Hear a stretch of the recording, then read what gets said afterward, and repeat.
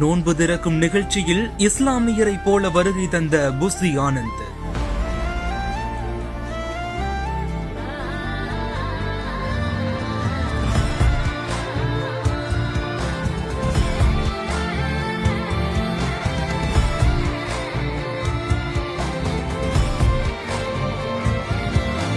இஃப்தார் நிகழ்ச்சி முடிந்த 5 மணி நேரத்தில் அம்மன் கோவிலில் மஞ்சள் உடையில் சுவாமி தரிசனம்.